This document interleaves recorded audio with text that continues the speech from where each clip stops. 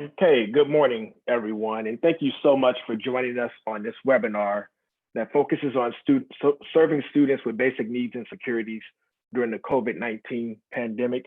I am Dr. Frank Harris III, where I serve as Professor of Post-Secondary Education at San Diego State University and co-director of the Community College Equity Assessment Lab.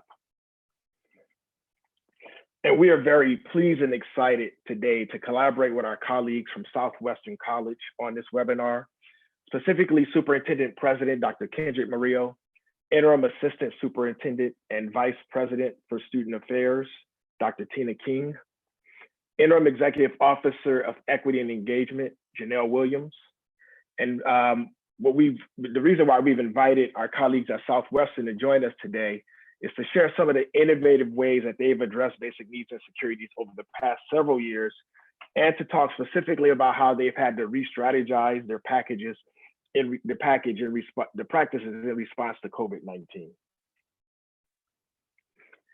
As some of you know, this is our fourth webinar that we've done in response to the COVID-19 pandemic. All of our previous webinars are available on YouTube, so feel free to take a look at the links presented here, and feel free to take a look at those webinars.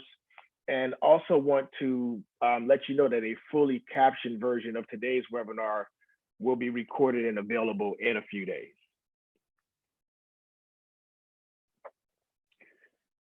There are two objectives for this webinar. First, our goal is to highlight some of the salient trends, issues, and concerns that impact basic needs and insecurities amongst community college students during the COVID-19 pandemic. In addition, we're going to propose equity-minded institutional strategies to support students in meeting their basic needs during COVID-19. And in pursuing these objectives, first we'll begin with remarks from President Murillo. Afterwards, Dr. Wood and I, we're going to present some research that's going to provide some statewide trends and national trends and issues on insecurities. Afterwards, we'll invite Dr. King and Ms. Williams to talk about some of the things that are happening at Southwestern College, and then we'll conclude with a question and answer period. I'd like to invite Dr. Murillo to share some introductory and opening remarks. Thank you. Good morning, and it's an honor to be here today with my esteemed colleagues. Thank you to Dr. Wood and Dr. Harris for your uncompromising work ensuring equitable educational opportunities for all. Students of the community college system are the most diverse, most vulnerable, and the most resilient in higher education. Many of them work multiple jobs, are raising families, are first-generation college students, live in communities that are under-resourced, and are part of the economic fabric of their families. These students face rigor at home, work, and in higher education. By the time many of them arrive in class, they have already succeeded in overcoming multiple barriers in order to be in their seat ready to learn. And currently in the COVID environment, that seat is more than likely at home or in a car. Colleges then must do our part to ensure that we are not creating additional barriers and instead are strategically and comprehensively serving the whole student. This is truer now than ever before in this time of COVID-19. Our students and our communities have been disproportionately impacted by this pandemic. If you look at the data of San Diego County, it will appear that we are flattening the curve and our region is doing well. A look at the data home to Southwestern College tells a very different story. Our hospitals are at capacity. Our zip codes have the highest number of COVID-19 cases and infection rates per 100,000 population. Our numbers continue to have a double rate, and although the amount of time in between is lengthening, many of our students have lost employment or are now considered essential workers. because they work in the service industry, food service, grocery stores, etc. And the travel industry is one of the hardest hit. They work tirelessly, putting themselves at risk and returning to their homes struggling to make ends meet. The inequities our students face is not new. COVID-19 has only cast a spotlight on and exacerbated these long-standing issues. At Southwestern College, we are committed to the whole student. We understand that when our student succeeds, their family and our community succeeds. In 2016, we opened our JAG kitchen and food pantry in response to 80% of survey respondents stating they experienced or knew someone who experienced food insecurity. And Dr. King's going to give you a little more detail on that.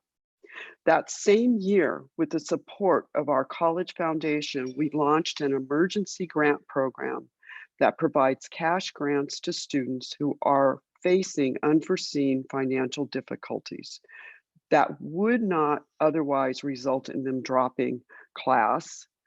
And I meant to say would otherwise result in dropping classes or out of school entirely. What we found was that the welcoming environment in our food pantry provided the trust and the security needed for students to begin to get real with us.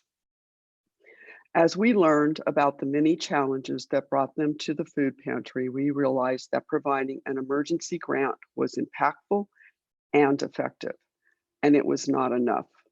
Our dedicated faculty and staff aggressively pursued community partnerships that could provide emergency housing, hotel vouchers, domestic violence assistance, showers and toiletries, affordable childcare referrals, low-income utility programs, school supplies, a cares closet, and so much more. We have also been fortunate to have partnerships with researchers like Dr. Harris and Dr. Wood, who have been critical to providing us with the data we need to inform our work. They have highlighted for us the critical mental health services needed to help our students, even more now. COVID-19 spotlight has raised awareness about community needs and has become a catalyst for our community members, service clubs, business leaders, and nonprofit leaders. In closing, I share with you one of my favorite Maya Angelou, her quotes. Do the best you can until you know better. Then, when you know better, do better. We know that for all our students to succeed, we must do more than serve their educational needs in the classroom. We must continue to do better at meeting their whole needs. Thank you, and I look forward to hearing the rest of the webinar. Thank you so much, President Murillo, for those insightful remarks. What I'd like to do now is highlight a key concept that informs all of the work that we do at the Community College Equity Assessment Lab, as well as all of the webinars that we host. Our focus is always on being equity-minded leaders, highlighting equity-minded practices that make a difference in students' lives and their success. To emphasize what equity-mindedness means, I'd like to emphasize some of the points that Dr. Estella Ben-Simon, who's largely credited with giving us this concept, tells us about equity-mindedness. She talks about having equity-mindedness as being comprised of 4 characteristics. First is recognizing that when we're talking about equity or inequity, I should say, we're really dealing with a systemic issue. The same populations that are not well served in our educational system are also well served in other social institutions contexts that serve them and impact the lives of their loved ones. Second, it's very important that we look at student success not exclusively as a student issue, but also as an institutional issue. And in particular, think about it as an indication of institutional performance. Third, we must not attribute outcome disparities exclusively to our perceptions of student deficits, and in particular, deficits in their identities, their life circumstances, and their capabilities. And fourth, and probably the most important point, is that we have to be critically reflexive about who we are as educators, as well as be mindful about our roles and responsibilities in allowing inequity to exist and persist. We also have to recognize what equity mindedness looks like in the COVID-19 context. As many of you know, the pandemic has had a disproportionate effect on communities of color and low-income families. Therefore, our efforts to serve students in this context means that we have to be racially conscious, but also that we have to pay special attention to digital equity. That means that students have to have the opportunity to fully participate in learning spaces and to be able to, whether those spaces be in their classes or as they're accessing student services. And that goes beyond making sure that students have access to a computer and broadband, although those are absolutely essential. But what it also means is that students have the technological knowledge that they need to access these virtual spaces and to make meaningful contributions within them. Also want to note that many of the insights that we'll share today come from several different sources, notably the applied research that we've engaged in that field over the past several years with community colleges like our colleagues here who are joining us at Southwestern College today. And to ground our discussion theoretically, I also want to highlight some key constructs from our social ecological outcomes model. This is a model that Luke and I developed several years ago to account for the factors that influence community college success. What you see here is an abbreviated version of the model. At the far left of the model are what we describe as inputs. And these are essentially the experiences and dispositions towards education that students bring with them as they matriculate into community college. In the middle of the model are what we call our social ecological domains. Each domain includes factors that have a significant influence on students' experiences, relationships, and success in community college. And finally, we say that the interactions amongst constructs and between them, between the domains, ultimately influence student success. And we define student success broadly as persistence, achievement, transfer, accomplishing personal goals, and experiencing better labor market outcomes. This is what the model looks like when all of its constructs are revealed. And of course, we don't have time to unpack the model in its entirety, but I do want to highlight the environmental domain. This is the domain that captures the factors that exist outside of college, such as employment conditions, family abilities, transportation concerns, and stressful life events, to name a few. And while educators have little influence over these factors, it is important to recognize their impact on students' experiences and success. And I also want to note that this is the domain in which basic needs insecurities are situated. And with that, I'm going to transition it to Luke, who's going to take us through some of these salient trends and from the research that we've conducted. Luke. Thank you, Frank. And I hope everyone is doing well this morning. Looking forward to talking about some of the data that we've collected as it relates to insecurities within our community colleges. And we know that we have people joining us here from community colleges, as well as colleagues and partners from high schools and universities as well. We certainly think that these patterns tend to apply in general, in that our students who experience disproportionate impact, our students who come from underserved communities, are the most likely to be adversely affected by COVID-19 and by insecurities in general. And this is just revisiting a slide from our last webinar where we talked about the pressures facing underserved students during COVID-19. And one of those pressures is, of course, digital access. Do students have access to technology, to a computer, to Wi-Fi, and the technological expertise to be able to use that effectively to address the issues that they face? Basic needs insecurities, food insecurity, housing insecurity, transportation concerns, employment barriers. We view these as the big four of insecurities. Access to campus resources, staff, and information. What we have to recognize right now is that many students, their engagement with us is via technology and via our websites, right? So do they have the information that we need? We produce it in a way that's actually easy for them to follow.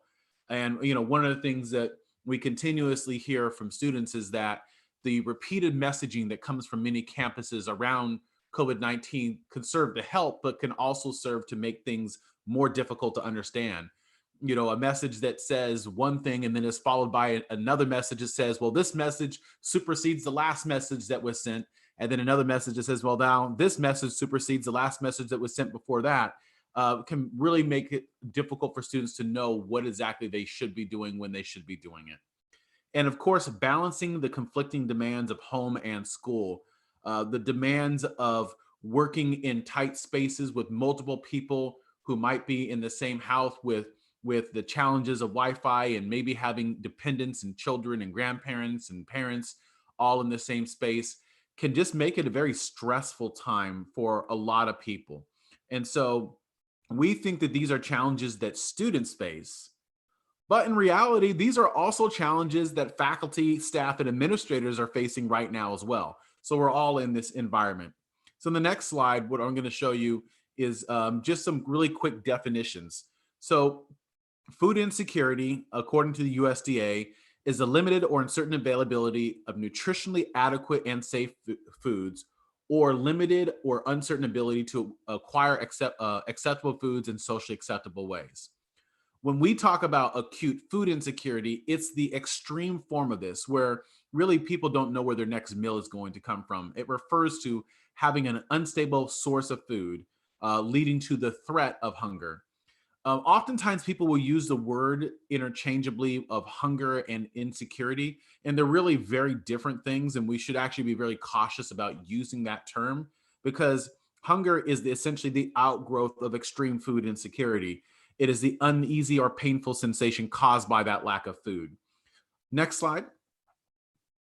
We also want to talk about housing insecurity. It's a large term that refers to challenges that students might face in terms of having a fixed or permanent residence, but it can include a lot of things. It can include homelessness, which is an extreme form of it, kind of like acute food insecurity, but it can also include couch surfing, sleeping in cars or closets, frequent moves, or being in some sort of an untenable living situation. And as I mentioned on the next slide, there are 4 big types of food insecurity, of insecurity. What we call the big 4 is food insecurity, housing insecurity, transportation concerns, and employment barriers. And oftentimes what we're talking about are items that are on the kind of first couple levels of Maslow's hierarchy of needs. We're talking about both physiological needs and basic safety needs that influence students' abilities to be able to rise to those higher levels of belonging, esteem, and self-actualization, which is where we see learning, growth, and development really happening. Next slide. So this is based upon data that we've collected, and we've collected, actually, we have a 2018 sample that the numbers are almost identical. And so we use this to show some of the challenges that face students in our community colleges. Now, this is a slide that depicts food insecurities. Now, again, from our perspective, we don't look at food insecurity in general. We look at what's called acute food insecurity. So this is students who really report to us that they don't know where that next meal is going to come from, right? These are students who face the highest challenge of insecurity that can take place. And so when you look at this chart, one of the things you'll see is that men in our samples oftentimes report higher levels of food insecurity.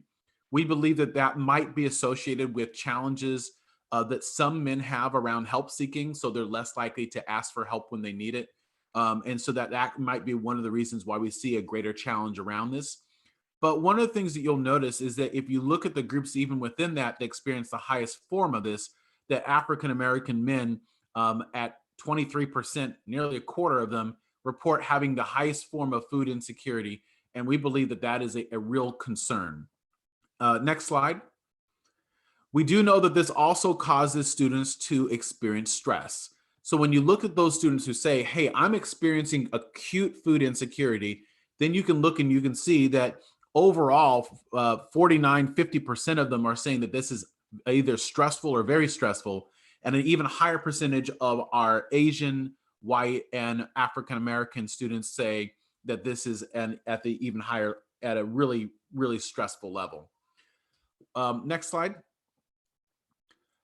Now, when we look at food insecurities, one of the things that we find is that when we look at specialized populations, our students, or look at differences across sexual orientation, gender identity, and our student athletes, we find that there are some incredible disparities that are playing out. In fact, on the next slide, you can see us highlighting what some of these groups that have some of the highest forms of food insecurity include. It includes our bisexual, pansexual, and gender and non-conforming populations in terms of gender identity, transgender, gender non-conforming, our student athletes, but particularly our student athletes of color. And these are, this is important for us to recognize that when we talk about insecurities, that insecurities, an intensifying factor is race and other forms of marginality. In reality, we see the same thing with those who are affected by COVID. Next slide. So now I want to turn to talking about housing insecurity and some of the data we have on that. Now, one of the things I think is important to note, and I should have said this before I began with our discussion on food insecurity, is that we collect our data totally different than how most groups do it. And when you look at the vast majority of research that's been done on insecurities, basic needs, food insecurity, housing insecurity in particular, what you will see is that most of it is done through online surveys. Now, an online survey will certainly give you some insight, but if we think about the students who are most likely to experience food insecurity and housing insecurity, these are also the same students who might experience challenges in access to technology, access to being able to complete the survey. And so what we see is that when you see most of the research that's being done, most of it is not of quality. This is a little bit different in that the data has been collected from randomly selected course sections. And in fact, in our partnership with Southwestern College that is co-hosting this, they've also have done more intensive work on trying to sample this in a way where we can better understand what's really taking place and not base all the work that we're doing on anecdote. Now, with that context, what you see here is housing insecurity. Now, housing insecurity refers to, again, it could be a student who is homeless, couch surfing, sleeping in a car, sleeping in a closet. And across the board, we see that a high percentage of our community college students, particularly our Southeast Asian, so that's Hmong, Cambodian, Laotian, Vietnamese, and our African American students across both men and women, as they identify here, experience these challenges. And so it's important for us to keep that in mind. Next slide will show you how stressful this can be. So we see that in particular, when students experience these acute forms of insecurity around housing, that our white and Asian populations are ones that report some of the highest challenges around stress that's associated with this. Next slide. Now, one of the things that we want to do is highlight the interconnectedness of insecurity. It is very common for people to perceive that these things happen in isolation because we talk about food insecurity, we talk about housing insecurity, but in reality, it's not just one or the other, but really it's the combination of these insecurities. In fact, in our research, we rarely see that a student experiences only one type of insecurity, and more often than not, they experience multiple insecurities at one point in time, and that the combination of those insecurities is what really affects their success. So I'm just going to go to the big bar on the right. This represents among students who experience food insecurity, it shows that 75% of them also experience some form of housing insecurity. Again, just demonstrating that the insecurities that we see are oftentimes interconnected. Next slide. Now, as I mentioned, part of the big four is employment challenges as well. Having unstable employment. This can either be a student who is unemployed, a student who is underemployed, or a student who is not able to maintain one job. Maybe they're in a temporary or transitory job, and one job for a period of time, out of that job, into another job for a period of time, out of that job.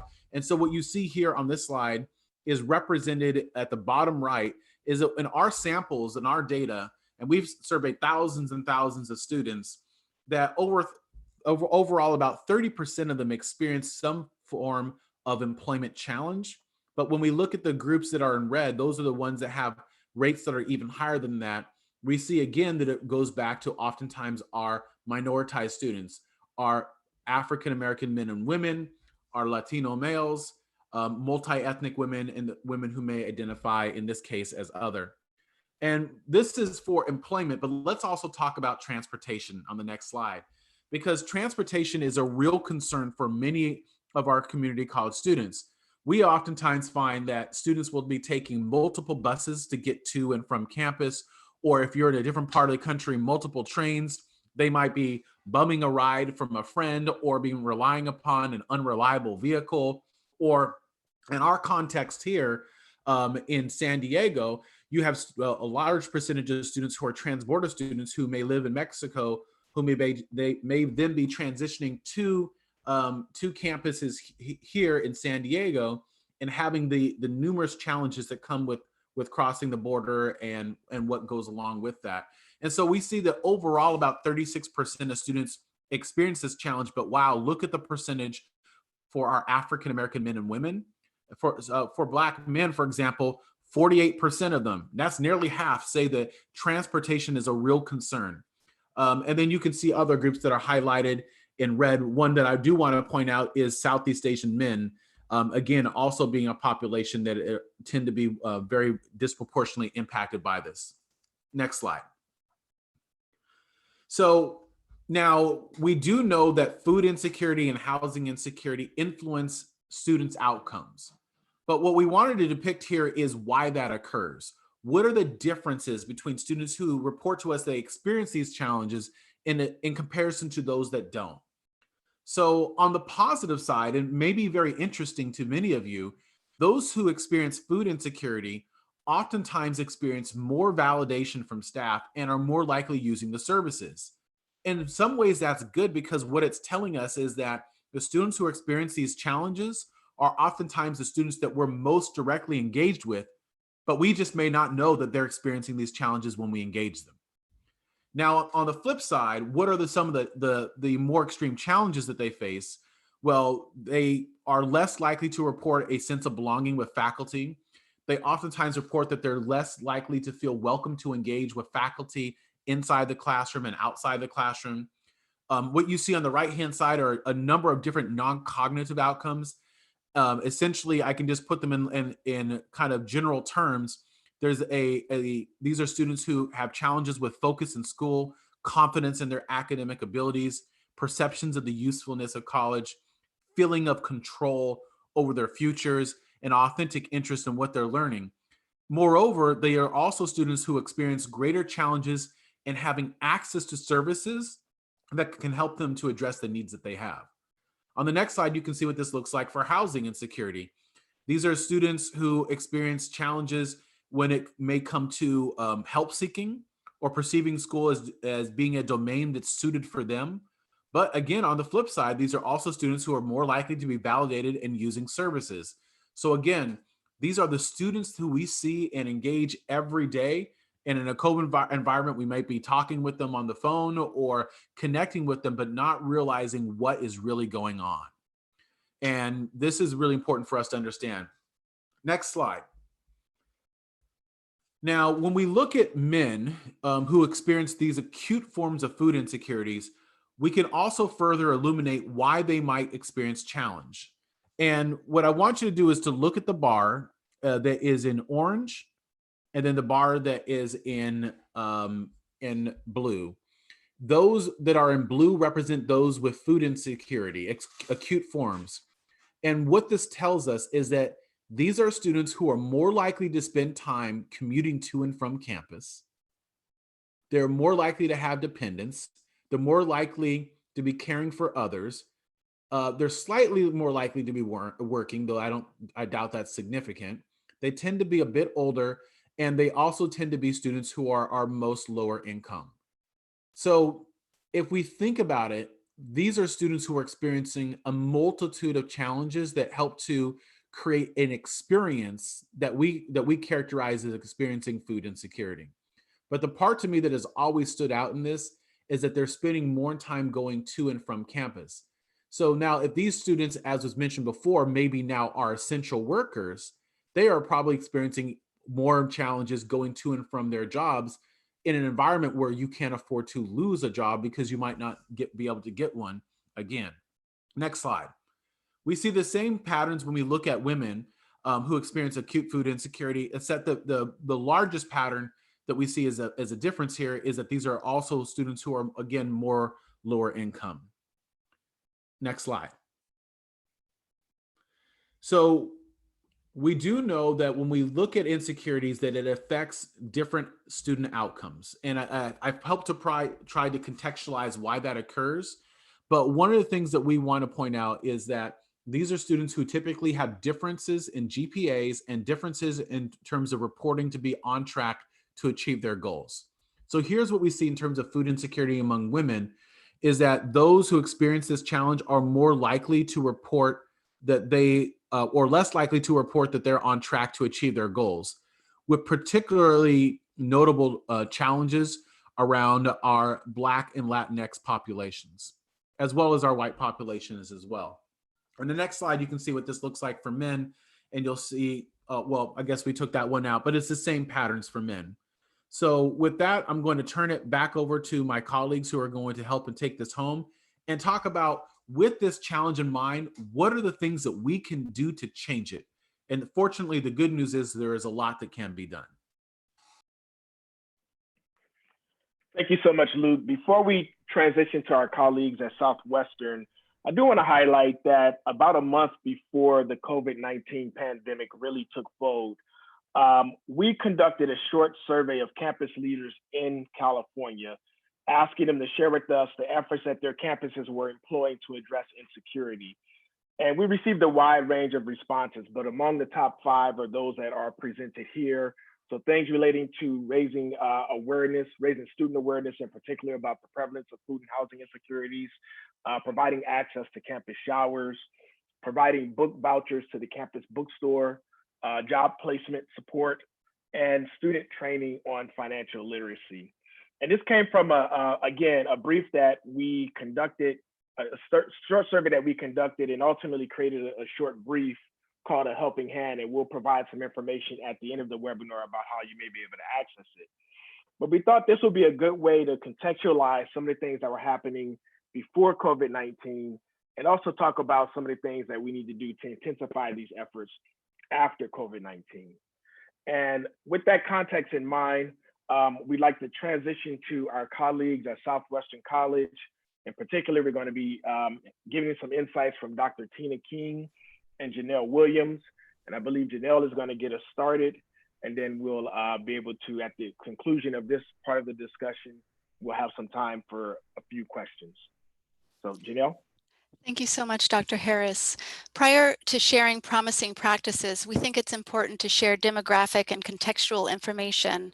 So if we can move to the next slide, that would be great. Thank you.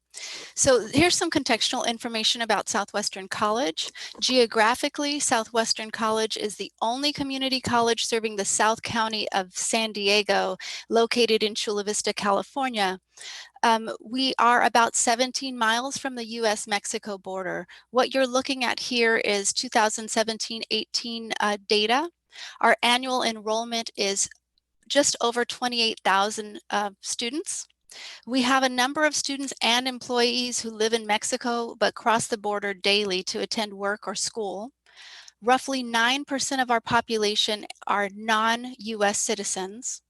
We are a proud minority serving institution, and we meet the criteria as both a Hispanic serving institution and an Asian American, Native American, Pacific Islander serving institution. Southwestern College has 5 locations. Our Chula Vista campus is our larger campus, which serves about 16,000 students at that campus. Next slide. In the 2017-18 year, we provided a total student financial aid of over $47 million. 57.3% of our students received the California College Promise Grant, and 24.6% are Pell Grant recipients. Additionally, we provide over $160,000 in scholarships annually to students. And just wanted to give some of this information to provide a context about who our students are. With that, I'll turn it over to Dr. King to discuss some of the Southwestern College CARES movement.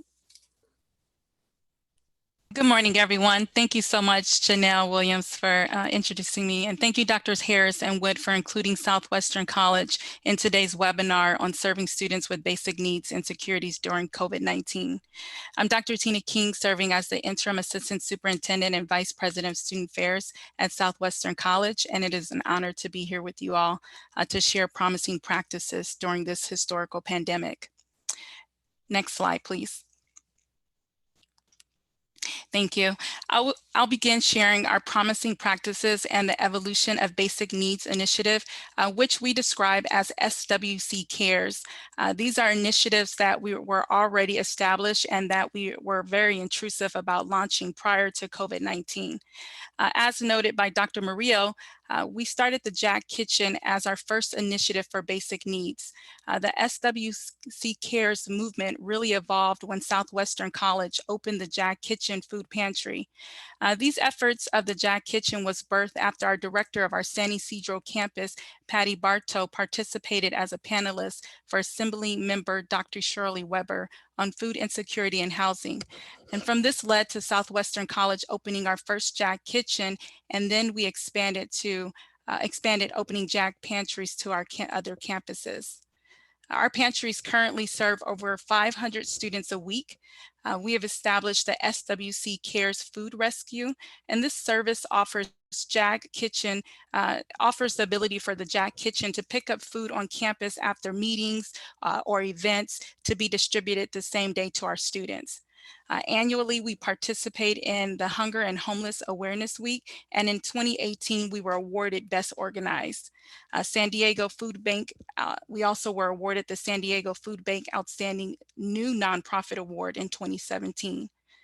We have over 20 partnerships, including San Diego Food Bank, Feeding San Diego, and Sprouts Market, who donate over 500 pounds a week of perishables and food.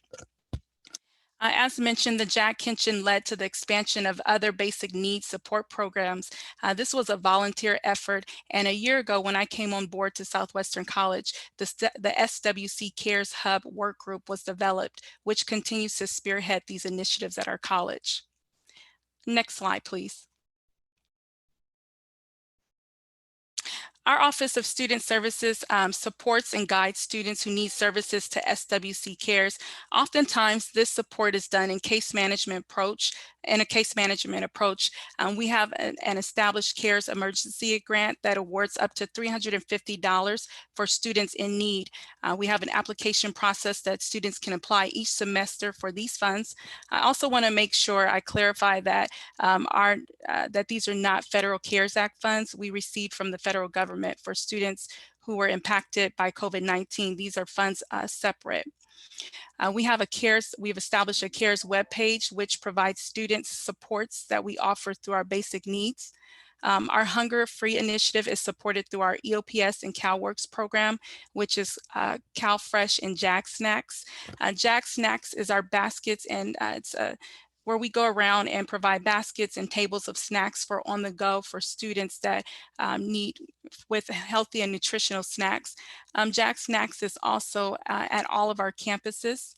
We have our CARES Closet, which is led by our Academic Senate, and the CARES Closet is clothes that are donated from our campus to any student in need. We have students who need clothes on a daily basis or for special events or interviews. They have the ability to go into that CARES Closet and get support.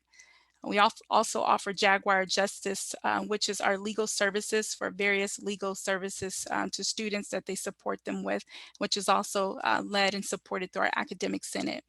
We do a diaper and children's clothing closet, very similar to our CARES Closet, for parents who have children and need clothing and diapers, supplies for success. This is a giveaway. And the Supplies for Success is also a giveaway that we do every semester on a variety of supplies at various campuses for our students. We also established the ability to provide access to our students to take showers at our gymnasium, where they can pick up toiletry kits in our JAG kitchen and utilize our gymnasium to take showers as frequent as they like. We have housing advocates through Student Services, Veteran Resource Center, and Financial Aid who work with local partners for our housing placement for our students. And many of our students have received permanent housing through these services. We also provide emergency room vouchers for students who need temporary and emergency overnight housing. Next slide, please. We proudly have the ability to provide our students the childcare. We received a childcare grant, and it's for students who are eligible. They have the ability to receive low-cost childcare services. Students pay a significantly reduced fee for childcare for up to a maximum of $50 a month, opposed to $600 to $900. On the right side, you see the resource for students. This is a handout that we provide to all of our students. It's our SWC resource poster. It's posted on our different places on our campus. And really what it's meant for is for students to take a picture of these resources with their phone so that they know where they can go if they need support for food, money, housing, etc. Next slide, please.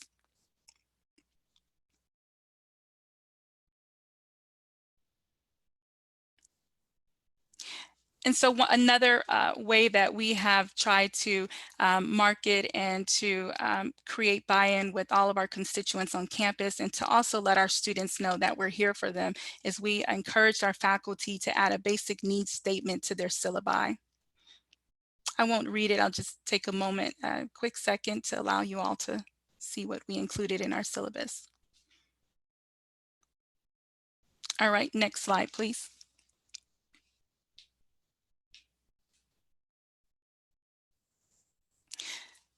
So preparing for COVID-19 to continue to support our basic needs. When we made the decision to move to remote operations for safety of our students and our community in March, SWC Cares met to discuss how we could continue to support our students' basic needs through remote operations.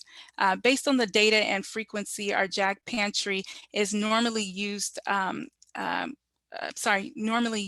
consistently on campus.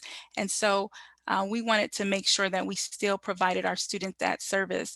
Our first plan was to use Hunger Free Initiative and ASO funds to purchase grocery cards and gas cards for our students. These cards were left on campus and are still being distributed to this day by our campus police department. We gave out bags of food from our JAG kitchen and our cafeteria food distribution to many of our students. We also created a COVID-19 student informational website to continue to update the support services and information to our students. We partnered with, as shared, we have local partnerships. There was local partnerships to do drive-through food distribution, which I'll talk more about, but this included diapers and toiletries. We did diaper giveaway, toiletry giveaways, wellness and support resources were constantly posted on our social media sites. We identified community mobile showers in the community and listed these schedules of shower times and hours for our students through Fresh Start Showers. We continue to provide housing resources to our students and updating that and continuing to partner with our local partnerships. Next slide, please. So through COVID-19, how we have continued to support our students with their basic needs is we have done several giveaways for students. Up to this point, we've had 4 large technology giveaways for our students using multiple resources. Thanks to our foundation, student equity funds, and AB 19, we were able to provide over 1,000 devices, including laptops, desktops, and earbuds. We had many administrators, faculty, employees volunteer their service to host these distributions. And we're extremely thankful to each and every one of our SWC team members who support our students. Here you can see one of the food distribution was also open to all military, active duty, veterans, and Guard reserves for their families, as well as our students. Next slide, please.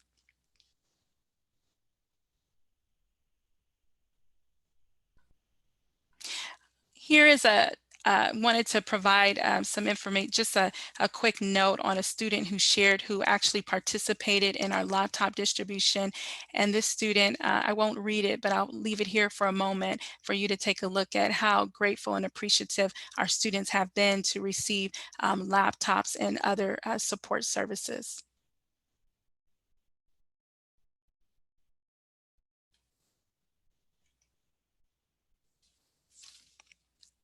Next slide, please.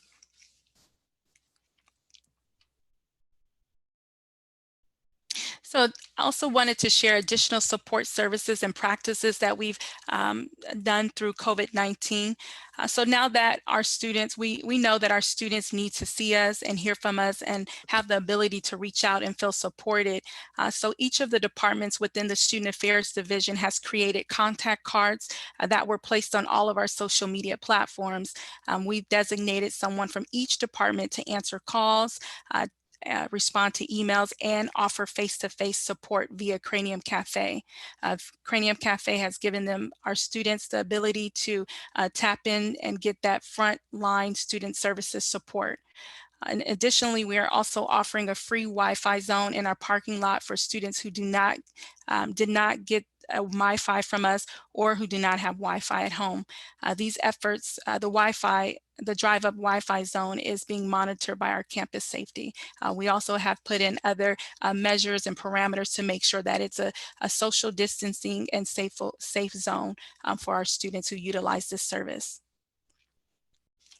Next slide, please.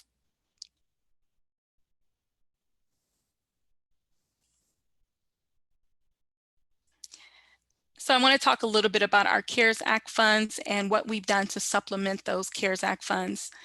Many of you know we receive federal emergency funds.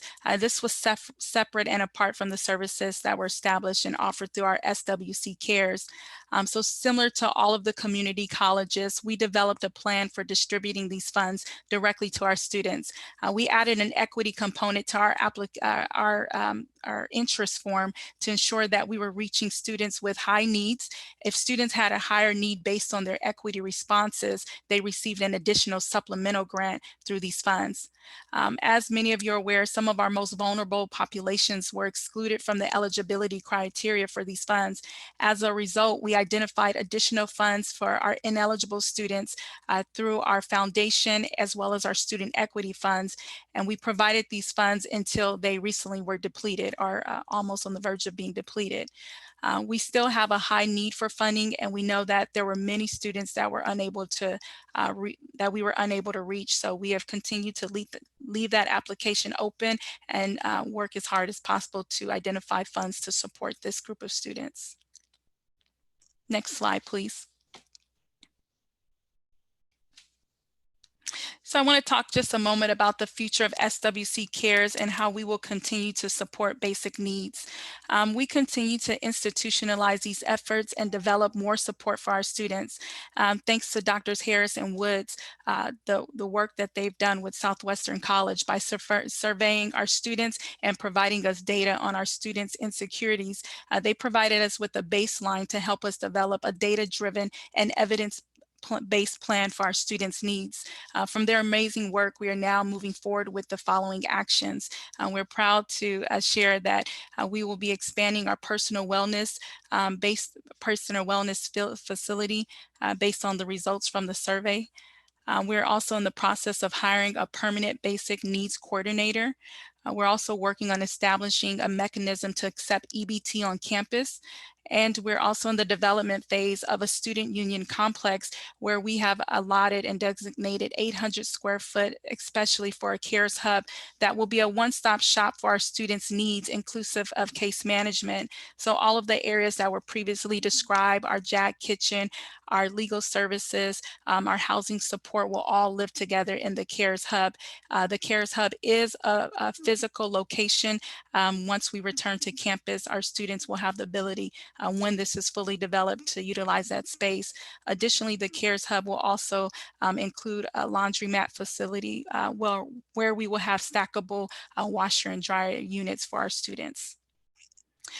So I wanted to just share what we've done prior to COVID-19 to prepare for COVID-19, through COVID-19, and the future of SWC, and how we intend to continue to support our students with basic needs. Thank you all.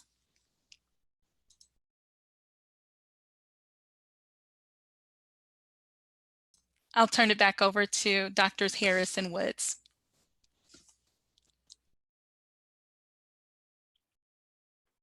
Dr. Wood. All right. Next slide.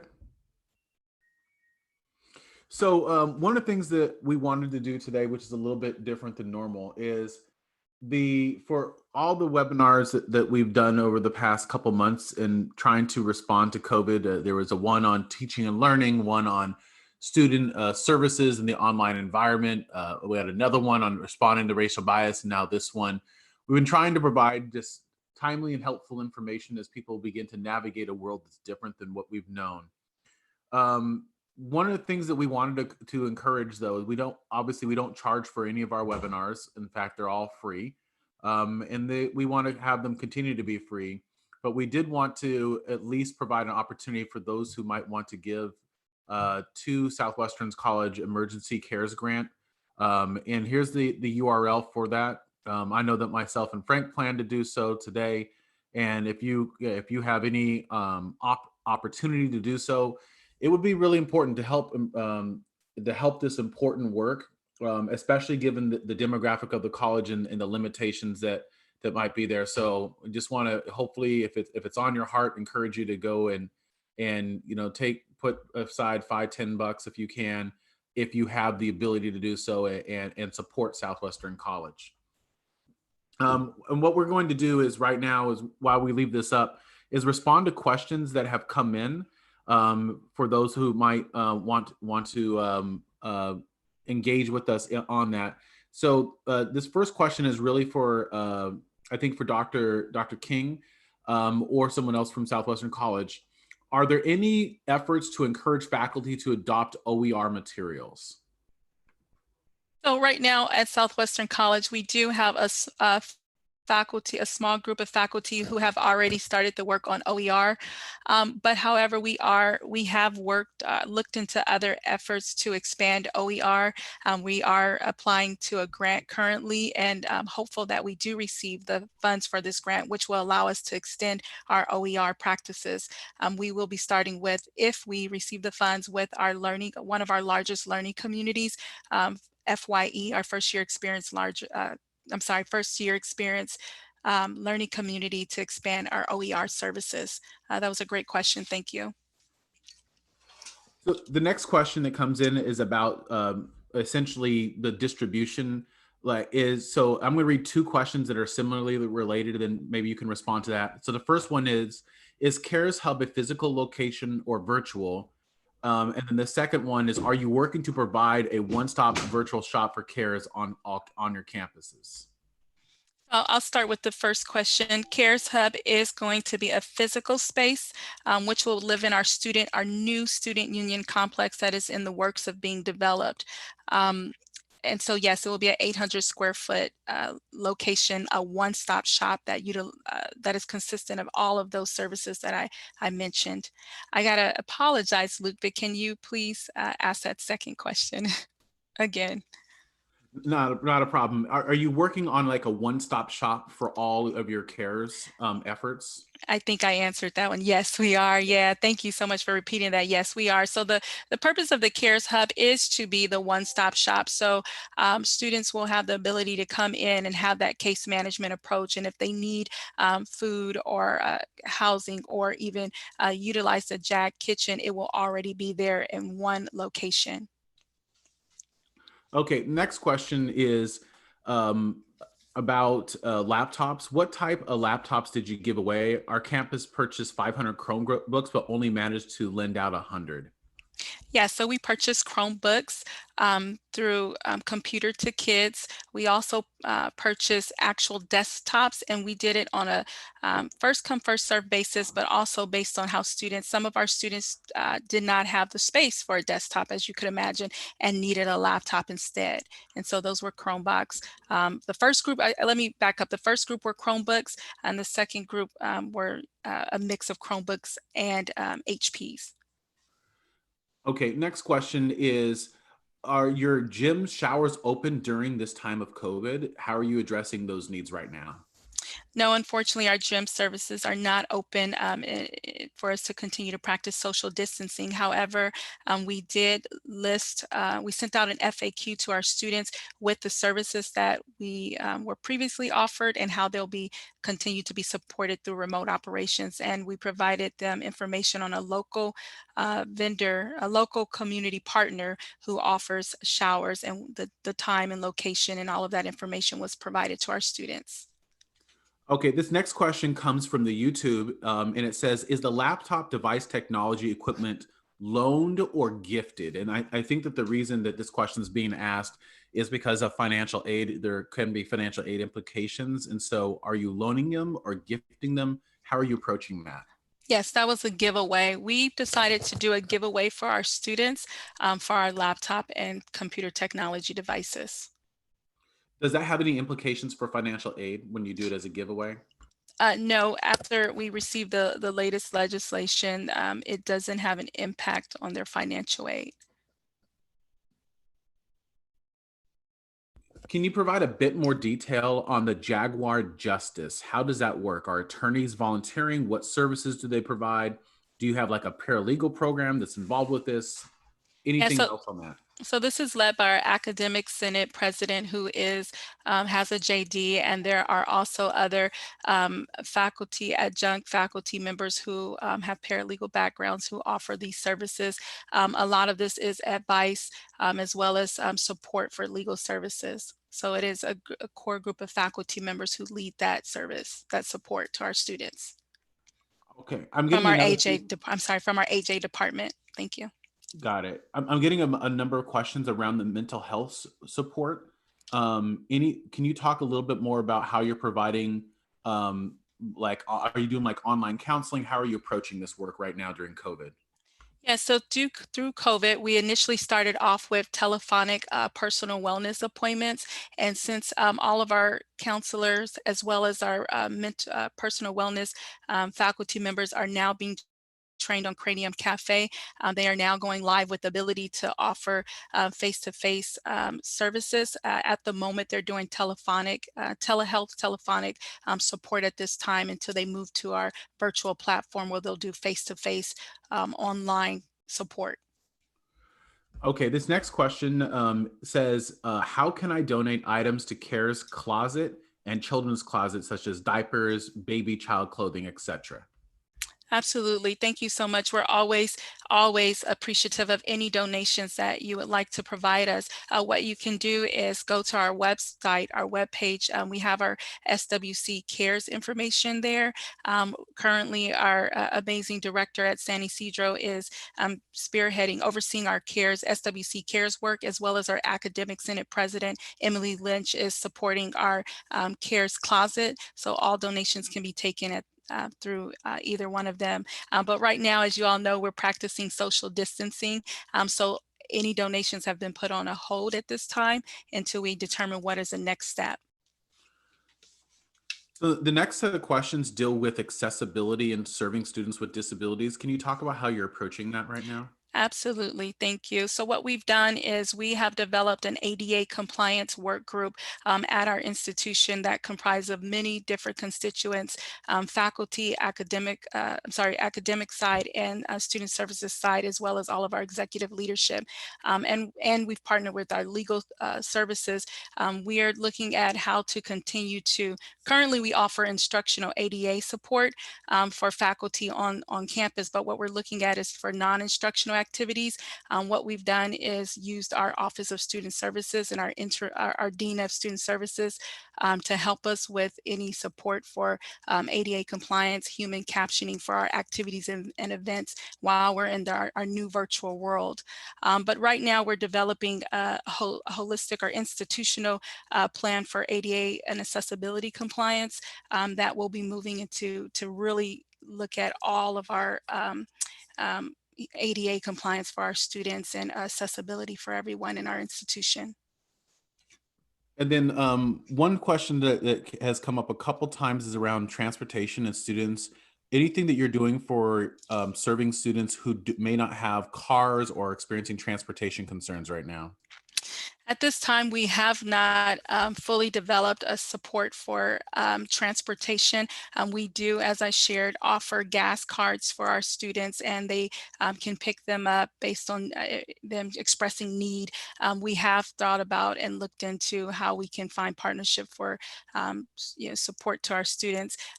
We have allowed walk-up distribution for computers for students who don't have a car and wanted to pick up their devices. We've allowed that, but at this moment, we don't have a support for transportation. Okay. What steps did you take in order to make EBT accepted in the school for the future? We're currently right now still working on all of that with our CBO, our associates. Actually, I'd like to share that our associated student organization, they really spearheaded this. And so we've been working in collaboration with them as well as our CBO to make sure that we fully to make sure that we follow all compliance and regulations issued pertaining to EBT accessibility. What groups are you partnering with right now, external entities or agencies that are helping you to do this work? We have several local community partnerships that we currently have. We have the Community Through Hope, which help us with our vouchers for bus passes. We also have, let me just make sure I don't miss anything. Community Through Hope, they do drive up food distributions. We have our SBCS partnership. We have a partnership with Sprouts. We have over 20 partnerships, San Diego Food Bank, Feeding San Diego, and we have these different partnerships listed on our SWC Cares webpage for more information on our local partnerships. And then I think we'll take this as the last question. How will students have access to CARES Act money? Yes, so our students had the ability, actually 2 weeks ago at this point, we released our application. They had the ability to apply. We are still giving out those funds. I just want to specify, one is for our federal emergency CARES funds. We have an application for that, and then we have a separate application for our SWC Cares for students who are ineligible from the federal funding. Both of those applications are currently listed on our website. We have an FAQ for students to identify what is eligible and what the criteria is for them to be able to utilize those the funding to receive those fundings. Okay, and then I think the last thing that has come up is, can we go back to the slide where there was the syllabus language? There's several folks that asked if they could see that again. Absolutely.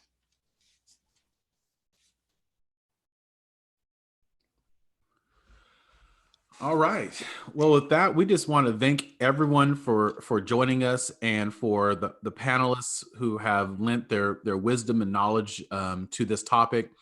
If you want to continue to engage, there is a YouTube page, and there is opportunities to continue to engage there. You can also reach most of us on social media. We're all actively engaged there.